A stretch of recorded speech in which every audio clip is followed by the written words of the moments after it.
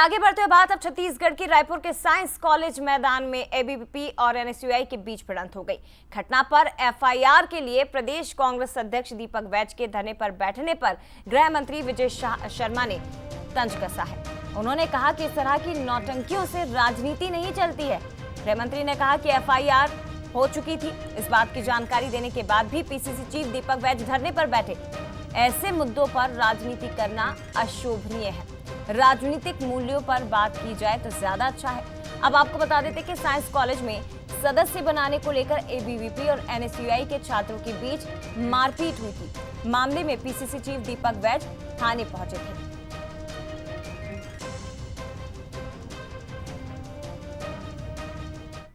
बस्तर से आता हूं मैं, गोलियों की आवाज भी सुनी, AK-47 भी हमने देखा, बम ब्लास्ट की आवाजें सुनी, बारूद की सुगंध भी हमने सुनी है। लेकिन यह सरकार हमको डराना चाहती है। मैंने उस दिन से कहा है कि आप जितना लाठी मारना है मार लो, कांग्रेस उतनी मजबूत होगी। जितना एफआईआर करना है कर लो, कांग्रेस उतनी मजबूत होगी। जितना जेल भेजना है भेज लो, कांग्रेस उतनी मजबूत होगी। आज हम लोग तो पूरे मन बना के आए थे, जब तक एफआईआर नहीं होगा यहाँ से हिलने वाले नहीं। एफआईआर हो चुका था, मैंने पता किया बाद में भाई क्या हुआ, तो बोले एफआईआर हो चुका था, बताया गया भैया एफआईआर हो गया, फिर भी धरने पर बैठ गया और बाद में कहा कि हम बैठ गए तो हो गया। ऐसा मामला है। ऐसी नौटंकियों से राजनीति नहीं चलती है। वैसा करेंगे तो जनता देखेगी सारी बातों। किसी को डरने की जरूरत नहीं है। माननीय विष्णुदेव जी की पालनहारी सरकार है, डरना किसी को नहीं है। परंतु राजनीति मूल्यों पर की जाए तो अच्छा है। ऐसे मुद्दों को राजनीति करना मतलब अशोभनीय है। देखिए तस्वीरें एनएसयूआई के छात्रों के बीच जब जमकर मारपीट हुई।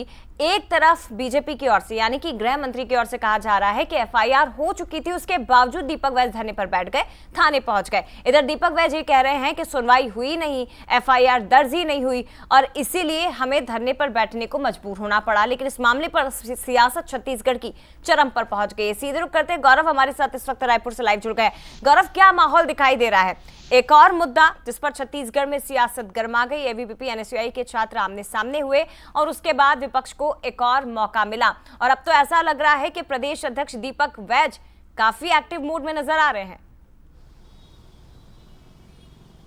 जी बिल्कुल, देखिए जिस तरीके से घटना हुई थी सोमवार की, ये पूरी घटना है एबीवीपी और एनएसयूआई के छात्रों के बीच में जमकर झड़प हुई थी और स्थिति ये थी कि कई लोगों को गंभीर चोट भी आई थी और सोमवार को ही एबीवीपी के छात्रों ने एफआईआर दर्ज करा दी थी। लेकिन एनएसयूआई के छात्रों पे एफआईआर दर्ज नहीं हो रही थी। मंगलवार को भी देर रात तक वहां पर एनएसयूआई के दल ने वहां पर धरना प्रदर्शन दिया सरस्वती नगर थाने में और कल 4 बजे से वहां पर ढोल मंजीरा लेकर भी पहुंचे थे और लगातार एफआईआर नहीं होने के बाद प्रदेश अध्यक्ष दीपक वैज वहां पहुंचे और 5 घंटे तक वो वहां पर बैठे हुए थे और एफआईआर करने की मांग कर रहे थे और आनन फानन में एफआईआर हुई। लेकिन इस सब के बीच बड़ा बयान गृह मंत्री विजय शर्मा का है, जिन्होंने कहा है कि पहले से ही एफआईआर दर्ज कर ली गई थी, वहां पर जाकर बैठकर नौटंकी करने की जरूरत नहीं थी।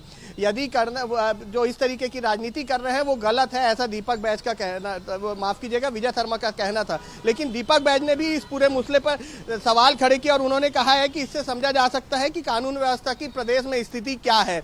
अब बड़ी बात यह है कि जिस तरीके से प्रदर्शन चल रहा है, जिस तरीके से आरोप प्रत्यारोप का दौर चल रहा है, वो कहीं ना कहीं इस मामले को और आगे बढ़ाएगा, क्योंकि कांग्रेस अब हर मुद्दे को लेकर सरकार को घेरते नजर आ रही है। चाहे वो महिलाओं के साथ जो उत्पीड़न है उस मामले की बात कर लें या चोरी और जो लूटपाट है या हत्या के मामले हैं, उसे लेकर तो सरकार को घेरते नजर आ ही रही थी कांग्रेस। उसे एक और मुद्दा मिला है, वो है एनएसयूआई के जो मामला है पूरा एनएसयूआई एबीवीपी का, उस पूरे मामले को भी लेकर अब कांग्रेस जो है वो उग्र नजर आ रही है। जी निश्चित तौर पर और एक अलग ही तरह का सियासी माहौल इस वक्त छत्तीसगढ़ में दिखाई दे रहा है।